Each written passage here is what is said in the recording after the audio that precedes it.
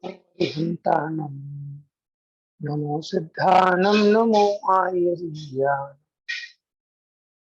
नमो वज्रायानं नमो लोय संसाहुनं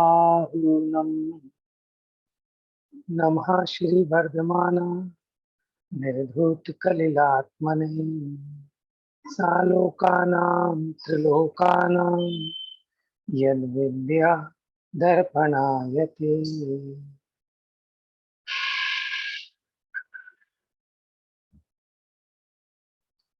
तो अपनी चर्चा कल चल रही थी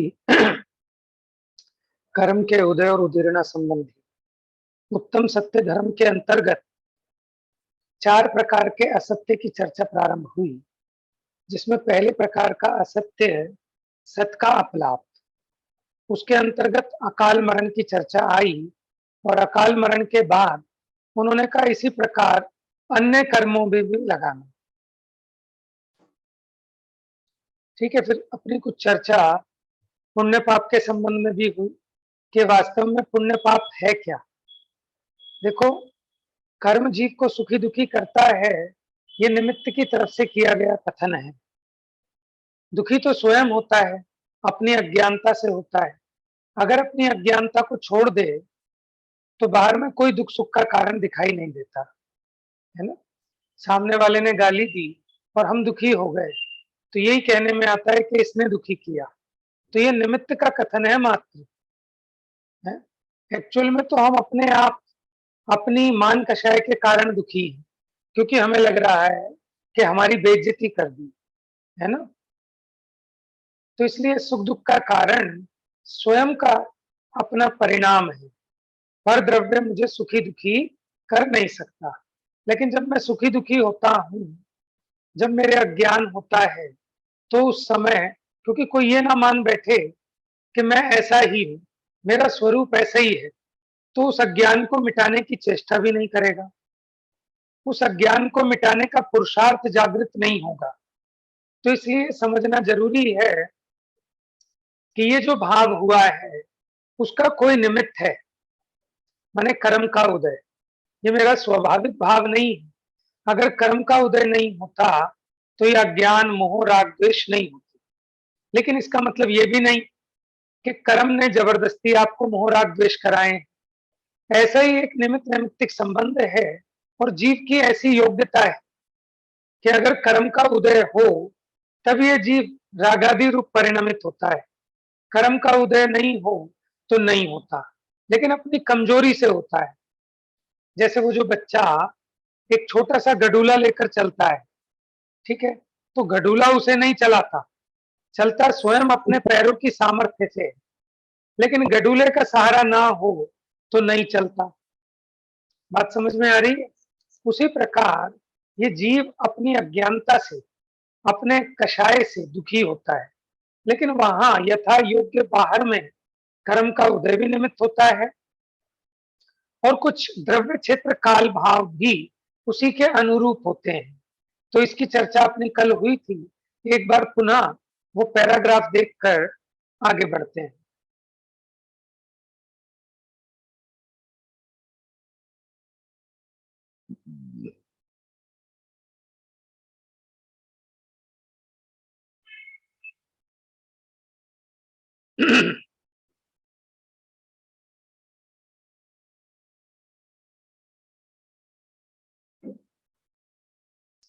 और इतना अवश्य ध्यान रखें कि वस्तु का स्वरूप अनंत धर्मात्मक है। वस्तु अनेक धर्मों वाली है, माने बड़ी कॉम्प्लेक्स है, जटिल है, क्योंकि उसमें अनंत धर्म है और ऐसे हैं वो अनंत धर्म परस्पर विरुद्ध प्रतीत होने वाले। जैसे आत्मा शुद्ध धर्म वाला भी है, अशुद्ध धर्म वाला भी है, एक भी है अनेक भी है, नित्य भी है अनित्य भी है। ठीक है, इसलिए हम एक समय में किसी एक धर्म की मुख्यता से चर्चा कर सकते हैं, कोई भी वक्ता हो।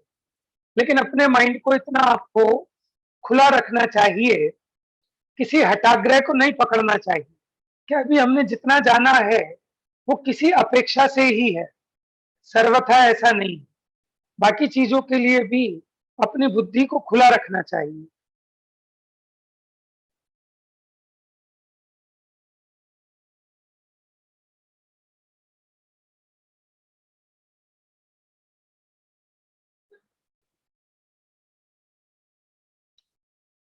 आयु कर्म के समान ही, दिख रहा है ना आप लोगों को?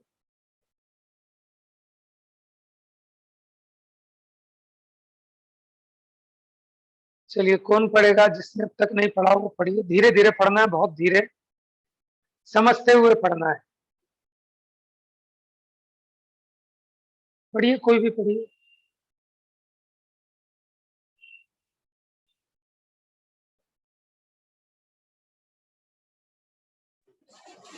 मैं पढ़ती हूँ भैया। हाँ, पढ़िए।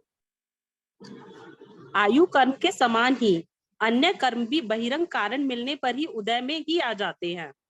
सभी जीवों के पाप कर्म, पुण्य कर्म सत्ता में विद्यमान है। बाह्य द्रव्य क्षेत्र काल भावादि परिपूर्ण सामग्री के मिलने पर अपना रस देते ही है। यदि बाह्य निमित्त नहीं मिलता तो उदय में नहीं आते, बिना रस दिए ही निर्जरित हो जाते हैं। आगे पढ़ना है?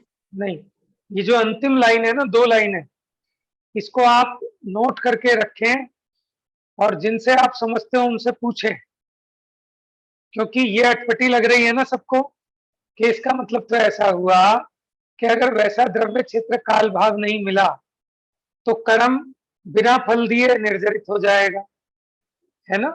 तो इससे अपने को ऐसा लग रहा है कि अगर हम द्रव्य क्षेत्र काल भाव चेंज कर दें, है ना, तो कर्म का उदय भी पलट जाएगा अथवा बिना फल दिए निर्धारित हो जाएगा। तो क्या हम चेंज कर सकते हैं? कि देखो, आप चेंज नहीं कर सकते, लेकिन चेंज करने की जो भावना है उसके पीछे भाव ये है, क्या?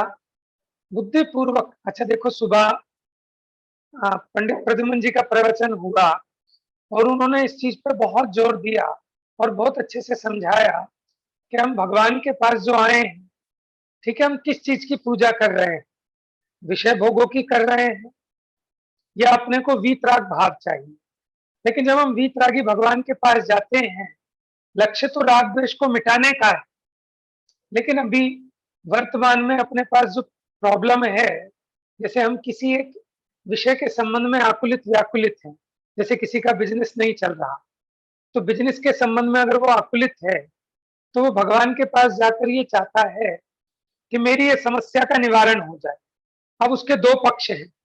समस्या का निवारण कैसे हो सकता है? एक तो आपका बिजनेस ठीक चल जाए, ठीक है। दूसरा उपाय ये है कि आपको अपना बिजनेस चलाने का जो भाव है, उस संबंधी जो राग है, वो राग टूट जाए। सच्चा उपाय तो यही है कि आपको ये जो राग है कि मुझे बिजनेस करना है, मुझे पैसा कमाना है, ये राग टूट जाए। लेकिन अभी जो निचली भूमिका है उसमें द्वंद्वपना रहता है ना, कि वहां जीव ये भी सोचता है कि देखो सच्चा उपाय तो यही, लेकिन भूमि का प्रमाण उसको व्यापार आदि करने का, पैसा आदि कमाने का वो भाव भी आता है। लेकिन बार बार जो जिनवाणी का उपदेश है उसको सुनता है, समझता है, उसके प्रति अपनी बुद्धि को लगाने की चेष्टा भी करता है। तो कहने का मतलब ये है कि हम जो एक उपदेश करते हैं उसमें एक साथ अनेक पक्ष छिपे हुए हैं। यद्यपि जिसको वीतरागता की कामना है उसको अभ्युदय सुख भी मिलता है। देखिए, जो भी मोक्ष जाते हैं ना, ये नियम है कि पहले उनको लौकिक सुख आदि भी मिलते हैं, माने राजा महाराजा देवेंद्र चक्रवर्ती, इन पदों को भोग कर फिर निश्रेयस यानी मोक्ष सुख की प्राप्ति करते हैं। अपने यहाँ इस 24 में 5 तीर्थंकर ऐसे हुए कि जिन्होंने विवाह नहीं किया। समझ में आया? माने जिन्होंने वैवाहिक सुख को नहीं भोगा। लेकिन कहते हैं कि ये भी अपवाद है। अपवाद इसलिए है कि ये हुंडा अवसर्पणी काल के दोष से ऐसा हुआ, नहीं तो जितने भी तीर्थंकर होते हैं नियम से उनका विवाह जरूर होता है, ठीक है। वो सारे राज सुख वैभव जो भी लौकिक सुख हैं, ठीक है, उनको भोग कर फिर उनका त्याग करके दीक्षित होते हैं। लेकिन इस बार ये जो हुआ ना, 5 बाल यति बने जिनका विवाह नहीं हुआ। पता है सबको बाल यति क्या होता है? शालू? ये जो बाल ब्रह्मचारी हैं। ब्रह्मचारी हाँ, 24 तीर्थंकरों में 5 तीर्थंकर हैं। कौन कौन? वासुपूज्य, मल्लीनाथ, नेमिनाथ, नेमिनाथ, पार्श्वनाथ नमीनाथ, और पार्श्वनाथ महावीर और स्वामी। महावीर। ये 5 बाल्यकी तीर्थंकर हैं, बाल ब्रह्मचारी हुए। लेकिन ऐसा इसी बार हुआ, वो भी हुंडा सर्पणी के दोष से। बाकी जितने तीर्थंकर होते हैं जब भी, तो विवाह भी अवश्य होता है, ठीक है, राजपाट भी भोगते हैं, उसके बाद वो दीक्षित होते हैं। खैर, तो हमें यहाँ इस विषय में कहना है कि जो अंतिम 2 लाइनें हैं, हम ये कहना चाहते हैं कि द्रव्य क्षेत्र काल भाव को पलटना नहीं चाहते, है ना। जैसे आपको ये समझ में आया कि मुझे वीतरागी भगवान वही सुख के निमित्त हो सकते हैं, तो अपनी भावना क्या होती है कि हम अधिक से अधिक समय बचाकर वीतरागी देव के पास जाएं, हमारा अधिक से अधिक समय वीतरागी देव के पास गुजरे। लेकिन आप ये भी जानते हैं कि जो जो देखी वीतराग ने, सो सो होसी वीरा रे, अनहोनी कबहू नहीं होसी, काहे होत अधीरा रे। कि वीतरागी भगवान ने जो जाना है वही होगा, उसको कोई पलट नहीं सकता। वस्तु का परिणमन निश्चित है, लेकिन फिर भी परिणाम आए बिना नहीं रहते। और परिणाम आने के बावजूद भी श्रद्धांत तो ऐसा ही है कि मैं एक तिनके को भी पलट नहीं सकता, लेकिन अंदर में भावना पूरी होती है कि मैं ये सब छोड़कर संत साधु बन के विचरूं, वह घड़ी कब आएगी। ठीक है, ज्ञानी को भी ऐसी भावना होती है। ज्ञानी जानता है कि जो बाहर के निमित्त मिलाना हटाना और द्रव्य का परिणमन, ये शरीर पे से कपड़े कब हटेंगे, ये घर गृहस्थी कब छूटेगी, कब जंगल होगा वासा, तो मेरे हाथ में नहीं है। लेकिन फिर भी भावना हुए बिना नहीं रहती। बात समझ में आ रही है? बात समझने की माने पर में फेरफार करने की बुद्धि नहीं है, लेकिन फिर भी भूमि का प्रमाण जितना राग है वो आता ही आता है। समझ में आया ना। और उस राग से भी भेद ज्ञान करता है। चलिए अब ये 2 लाइनें देखते हैं, अंतिम वाली, और इसको आप कहीं नोट करके रखिएगा।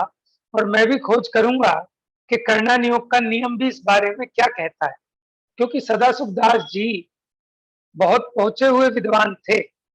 अगर उन्होंने ये बात लिखी है तो ये अकाट्य सिद्धांत है। उन्होंने करणानियोग आदि के भी अच्छे ज्ञाता थे सदासुख दास जी। उन्होंने और भी बहुत ग्रंथों की टीका आदि लिखी है।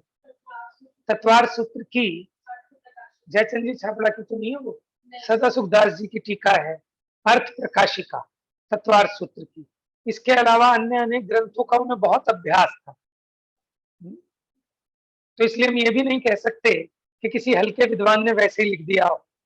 तो बात में बहुत वजन है। और इसकी पुष्टि कुछ हद तक गौमट सार कर्म कांड में जहां 8 कर्मों के 9 कर्मों की चर्चा आई, उससे भी इस बात की पुष्टि होती है ना। चलिए देखते हैं ये अंतिम 2 लाइन। यदि बाह्य निमित्त नहीं मिलता, बाह्य निमित्त माने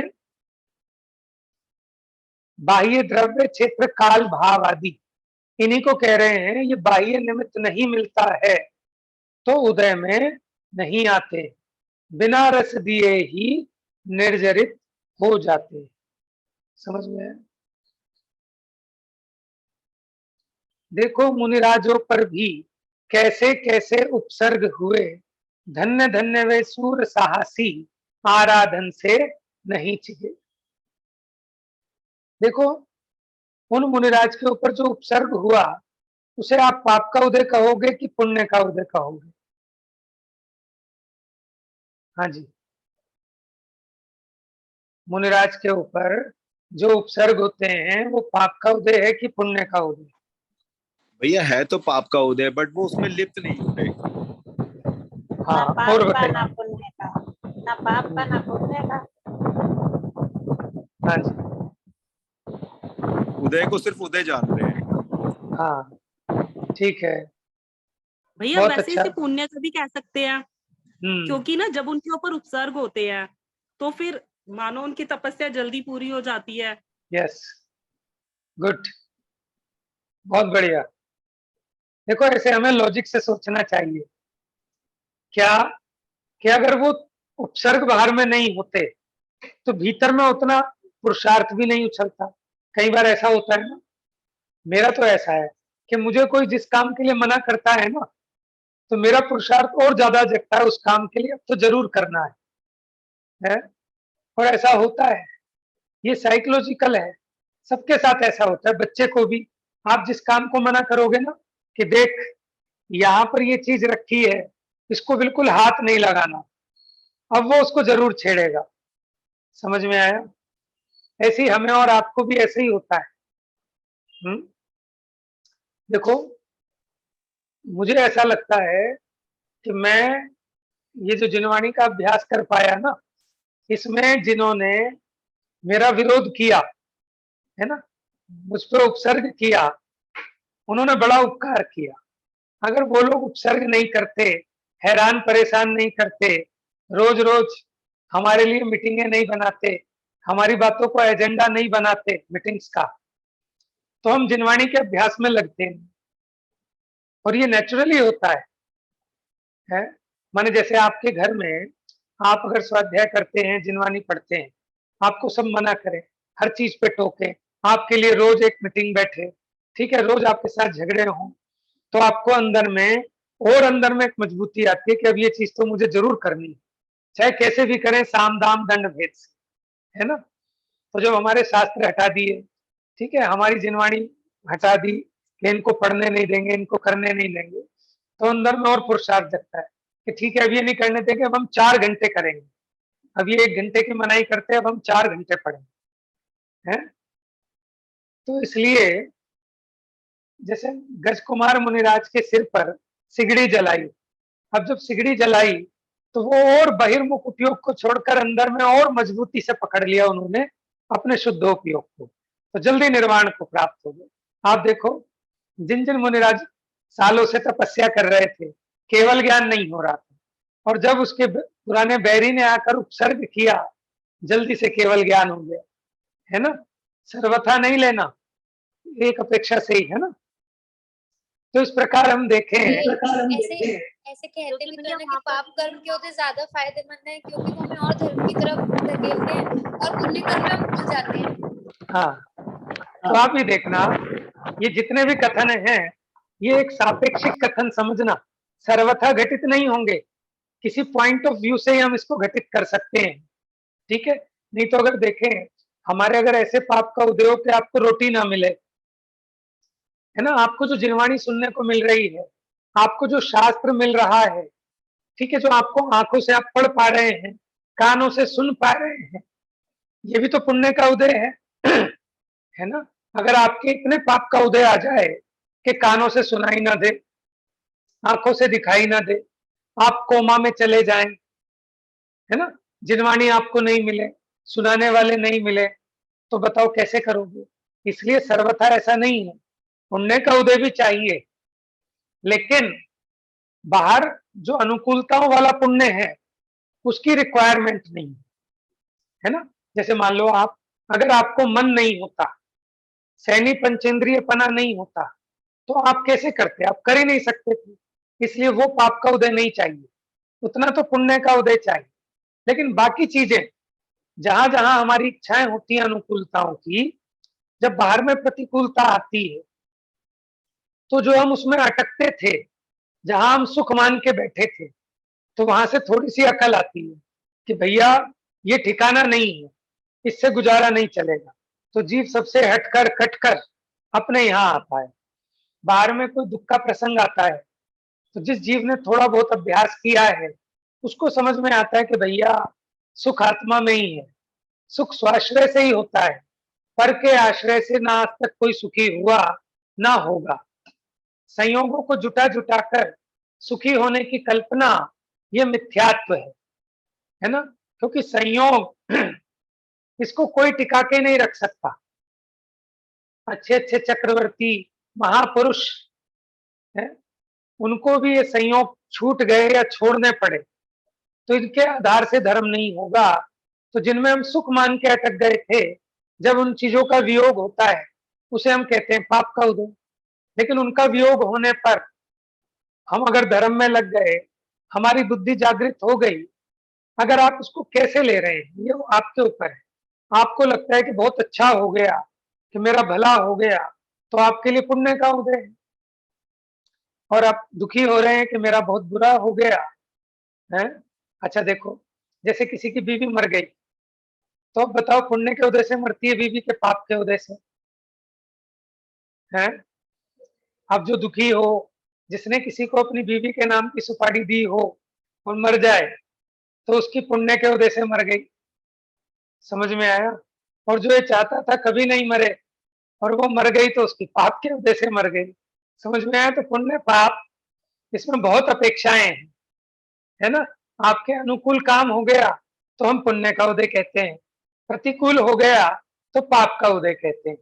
और ज्ञानी को सच में अनुकूलता क्या है, प्रतिकूलता क्या है, वो बाहर के प्रसंगों को अनुकूल प्रतिकूल नहीं देखता, वो भीतर के अपने परिणामों के हिसाब से तोल करता है कि क्या अच्छा है और क्या बुरा है।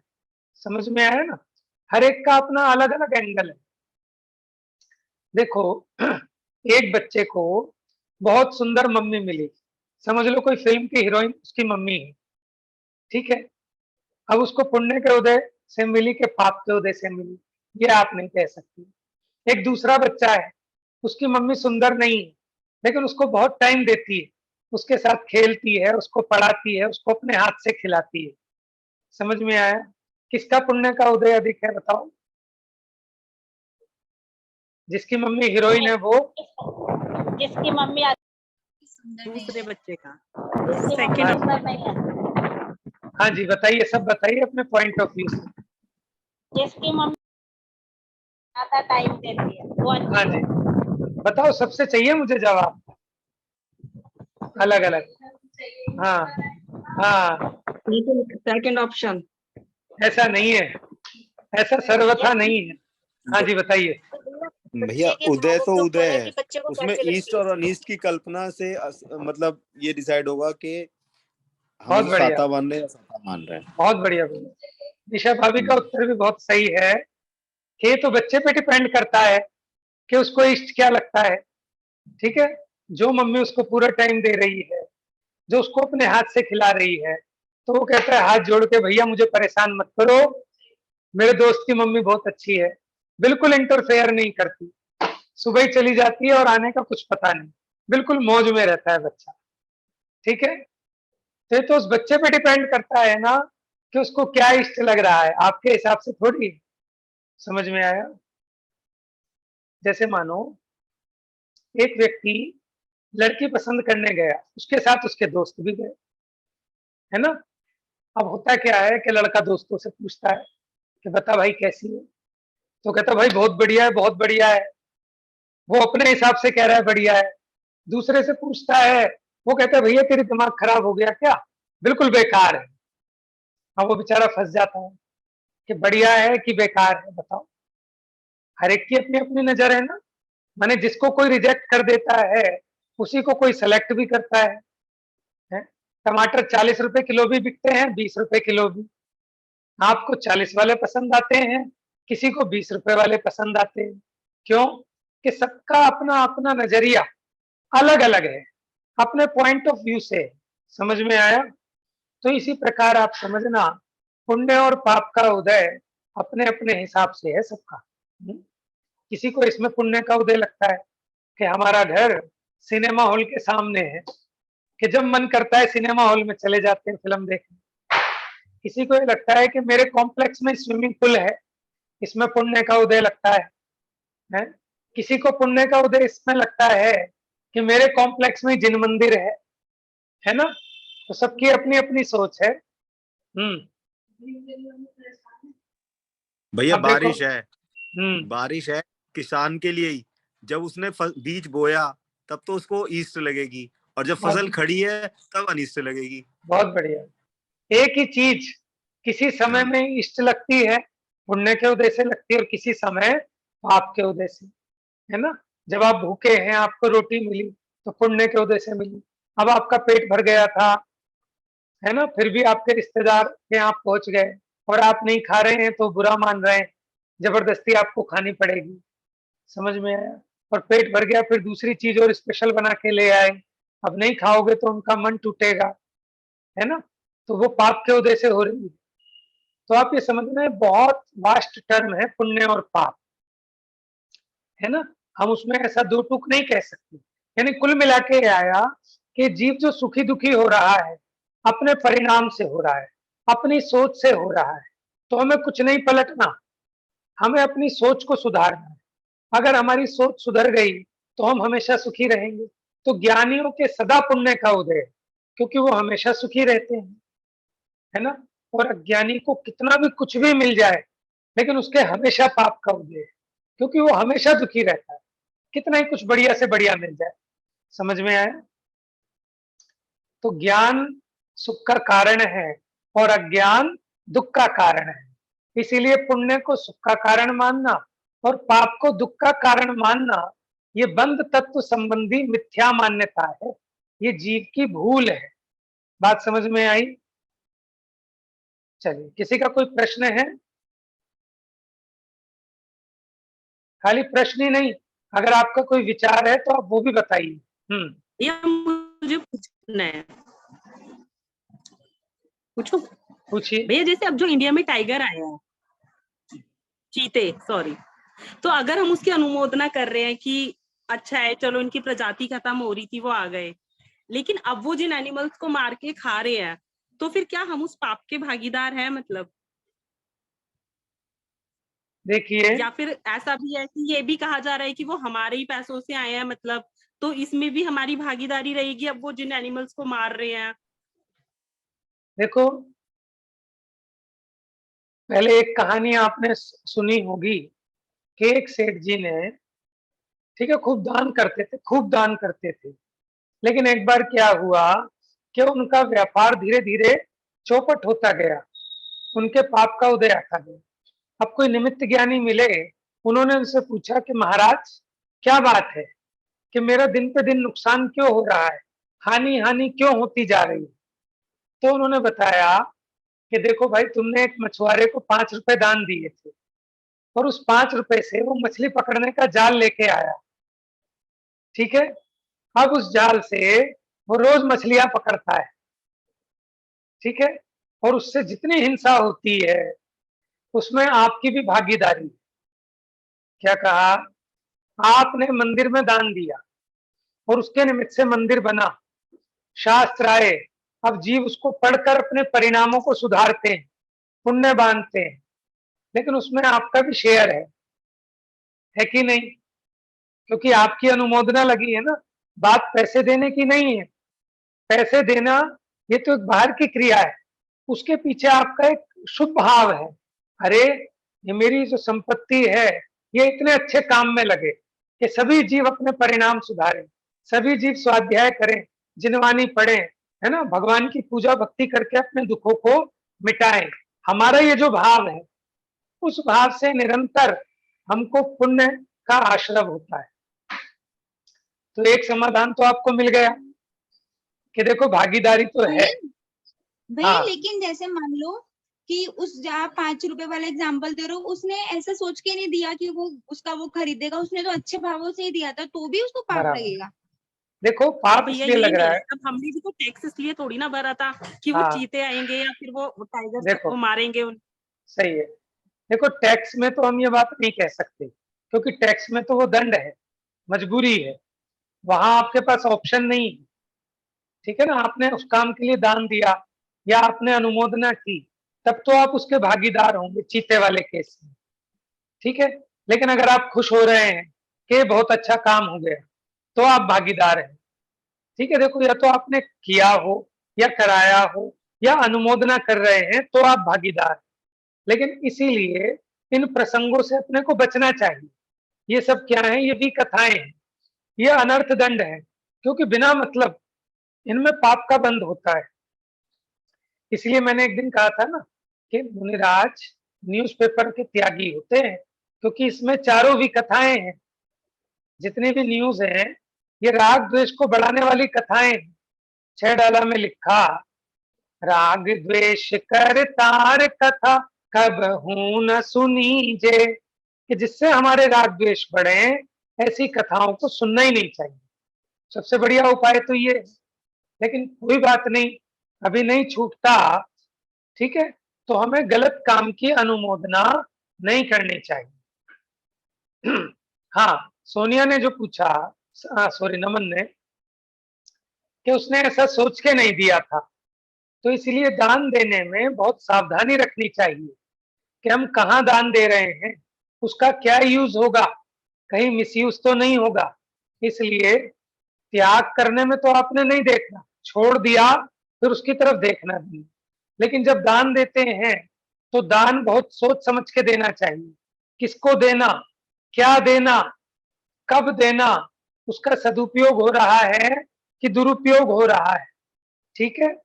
फिर भी उसकी जो भावना उत्तम है, उससे उसे पाप का बंध नहीं है, लेकिन उसकी जो अज्ञानता है उसके कारण तो आश्रय बंध है ना। इसलिए बिना ज्ञान के, बिना समझे आप धर्म का एक अंग भी नहीं निभा सकते। एक भी क्रिया बिना सच्ची समझ के लाभदायक नहीं होती। समझ में आया ना? आप करते तो अच्छे के लिए हैं, लेकिन होता बुरा है। आप अपने बच्चे को रोज चॉकलेट खिलाते हैं, अच्छे के लिए खिलाते हो कि बुरे के लिए? हैं? भावना तो आपकी अच्छी है, लेकिन होता तो बुरा है ना।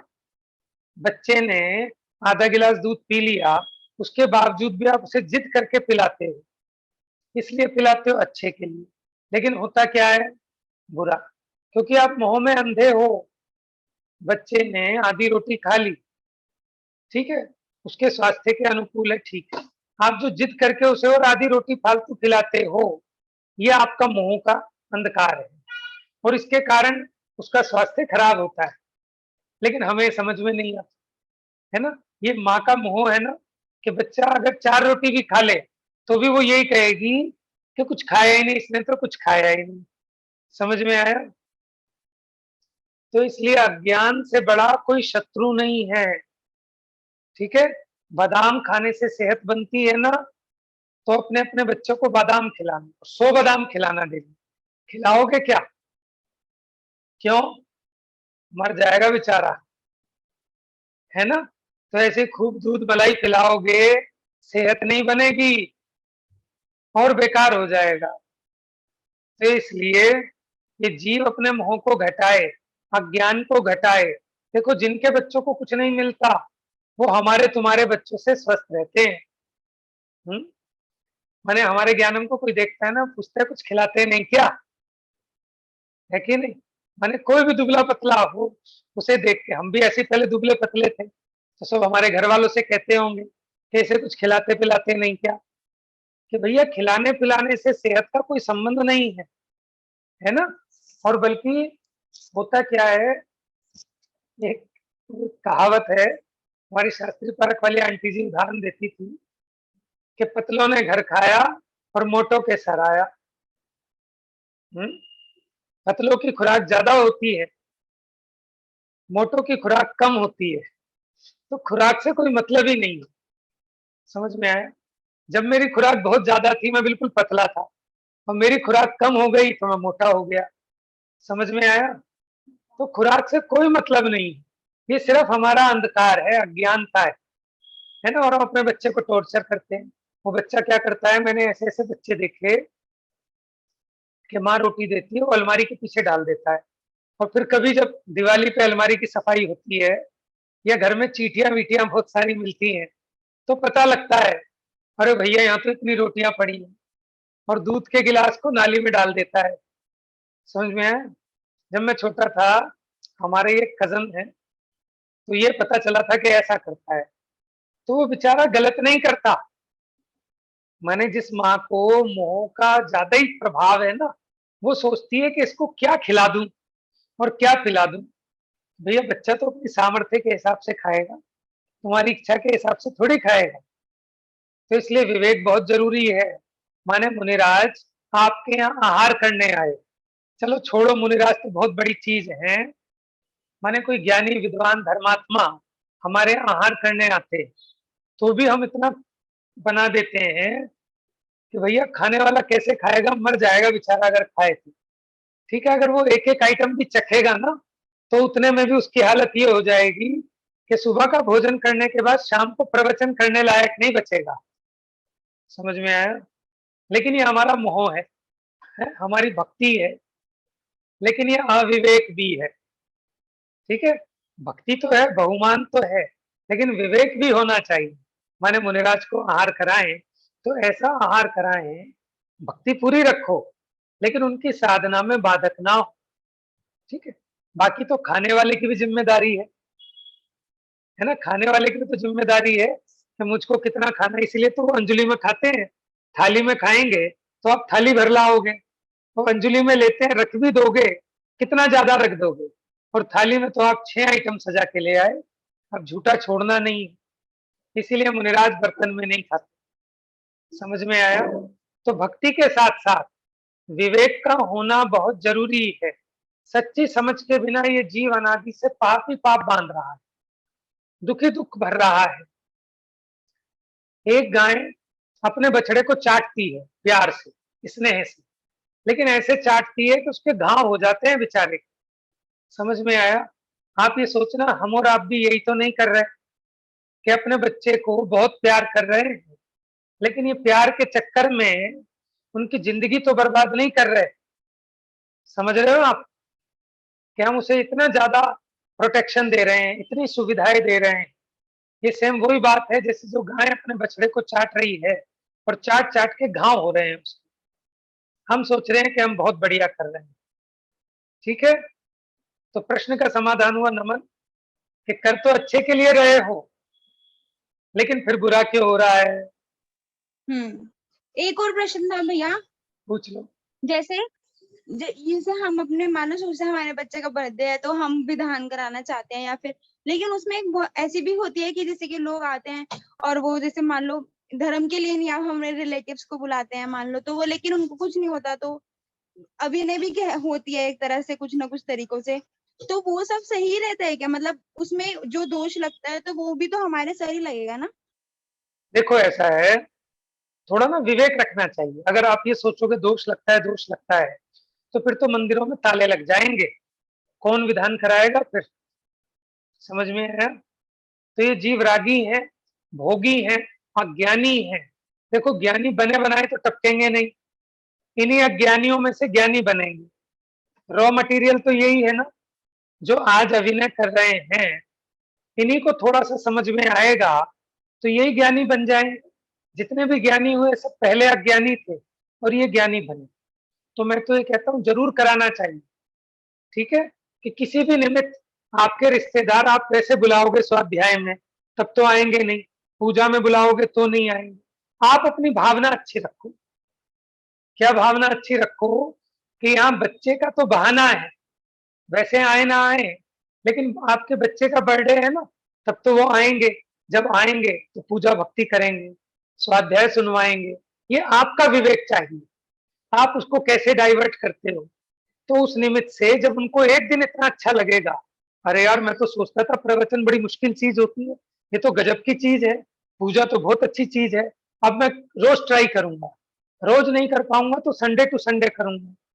समझ में आया? देखो हम जो क्रियाएं करते हैं, क्रियाओं को निषेधने की जरूरत नहीं, उसमें थोड़ा सा विवेक का मसाला डाल दो। अगर आप विवेक पूर्वक उन कार्यों को करेंगे, आप पहले तो स्वयं समझें। जब हम स्वयं समझेंगे, ठीक है ना, तो हमारी मुख्यता राग रंग पे ना होकर वीतरागता की उपासना पे होगी। हम किसी बढ़िया विद्वान को बुलाएंगे, नाचने कूदने में कम टाइम लगाएंगे।